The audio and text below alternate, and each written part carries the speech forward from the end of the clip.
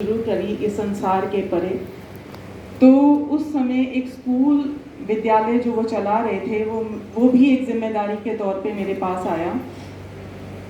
और मैं पापा के साथ बचपन से थी, तकरीबन 32 साल का ये सफ़र रहा होगा उनके साथ में मेरा।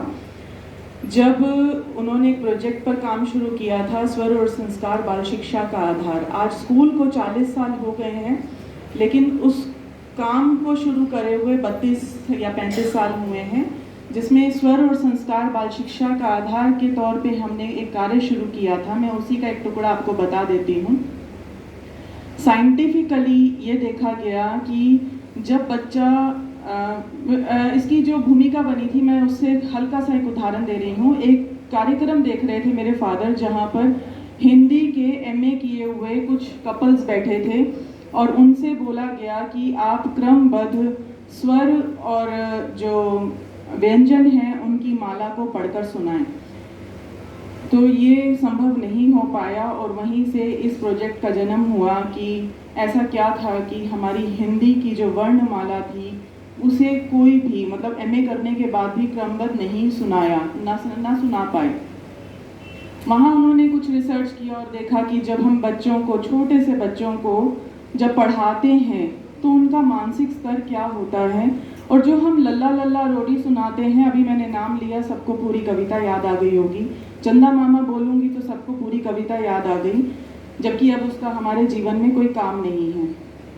वहीं पर यह बात आई कि जब हम कविताओं के माध्यम से संस्कार डाल दें, बात पिरो के उनके दिमाग में भर देंगे, तो ये उनके साथ हमेशा जन्म जन्मांतर तक, जब तक उनका जीवन है तब तक ये बात साथ रहेगी।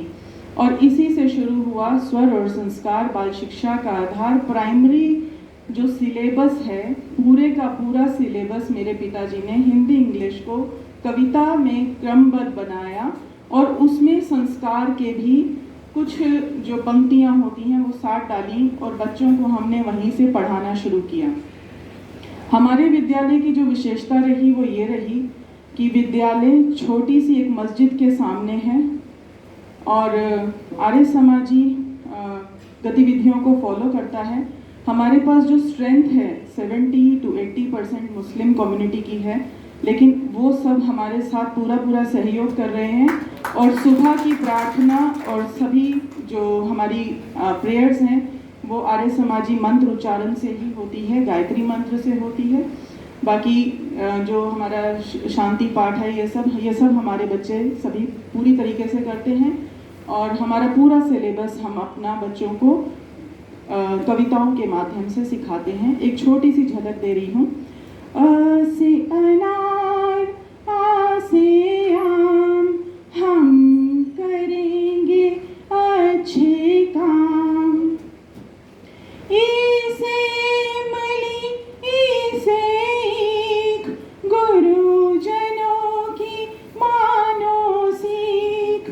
ऊ से उल्लू, ऊ से ऊन, बहुत सुंदर है देहरादून। रे से ऋषि, बड़े ही ज्ञानी, संत सुनाए उनकी बाणी। ए से एड़ी, आए से ऐनक, हम बनेंगे अच्छे सैनिक। अब जब यहाँ सैनिक की बात आती है तो हम बच्चों को सैनिक बनना भी बताते हैं। सैनिक हमेशा बॉर्डर पे नहीं होते।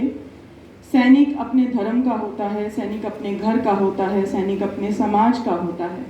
तो ये चीज़ भी हम सिखाते हैं कि हमें सैनिक का जो भाव है उसे कैसे समझना है और अपने आप को कैसे बनाना है सैनिक। ओ से ओखली, ओ से औरत, करके काम कमाए दौलत। तो यहाँ पर साथ में कि काम करके दौलत कमानी है, छीननी नहीं है। ये नर्सरी के बच्चे, 3 साल 2.5 साल के बच्चे हमारे पूरे गाना गाते सुनाई देंगे आपको। अंग अंग अंग, अंग से अंगूर, मिठास भरी है इनमें भरपूर। चांद सितारे हैं बहुत दूर, अच्छे काम करेंगे जरूर।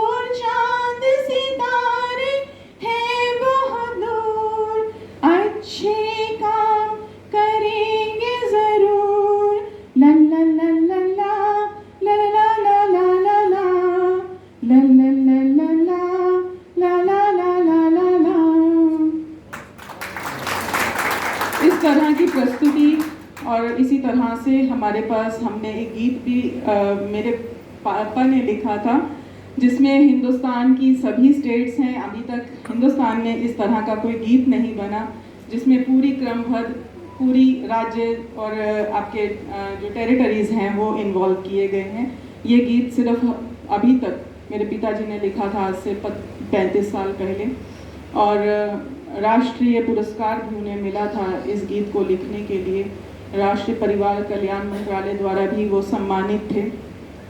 इसी काम को करते हुए अब मैंने आप सभी के आशीर्वाद से और आप सभी के गाइडेंस में इसमें चलना शुरू किया है। अनिल आर्य अंकल का बहुत शुक्रिया करती हूँ और इन्हीं के लिए एक शेर प्रस्तुत करना चाहती हूँ जो सीख रही हूँ इनको देखकर। वो इनके लिए 2 लाइनें। शौक की दीवानगी तय कर गई कितने मुकाम, शौक की दीवानगी तय कर गई कितने मुकाम, अक्ल जहाँ कल खड़ी थी आज भी वहीं खड़ी है। तो जो अक्ल वाले होते हैं, जो बहुत ज़्यादा अक्ल लगाते हैं ना, वो काम नहीं कर पाते, और जो दीवाने होते हैं वो काम कर जाते हैं। तो मैंने अंकल जी से सीखा, अपने पापा से सीखा और आज आप सबसे सीख रही हूँ। बस इतना सा ही। 23 अप्रैल को मेरे फादर की जयंती, 79th जयंती केंद्रीय आर्य परिषद के द्वारा अंकल जी के